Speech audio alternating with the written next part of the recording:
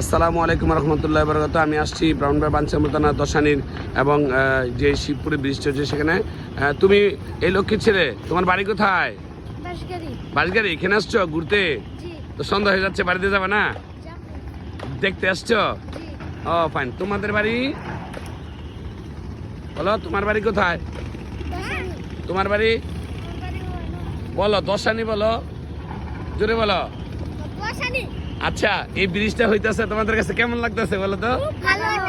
জোরে বলো একসাথে। ফাইন। এই ব্রিজে উঠে তারপরে কি বৈশা বৈশা দাঁড়া চিপস খেতে পারবা, ঠিক আছে? খুশি সংবাদ না? এবং ওই গ্রামটাতে যেতে পারবা, খুশি সংবাদ না? বলো কেমন লাগতেছে, সবাই একসাথে বলো কেমন লাগতেছে। আচ্ছা, কেন ভালো লাগতেছে বলো তো? হ্যাঁ, ব্রিজ হইতেছে দেখিয়া। আচ্ছা, ব্রিজ হলে কি সুবিধা বলো তো? তুমি বলো তো দেখি না, কি হলে কি সুবিধা? ব্রিজ হলে এপার থেকে ওপার যেতে পারবো। এরপরে আমাদের আর নৌকা দিয়ে যেতে হবে না। নৌকা দিয়ে যেতে হবে না, তাই তো? আর আর আর কি এলাকা উন্নয়ন হবে, তাই তো? ধন্যবাদ তোমাদেরকে সবাইকে ধন্যবাদ। তোমরা ভালো থেকো। হ্যাঁ।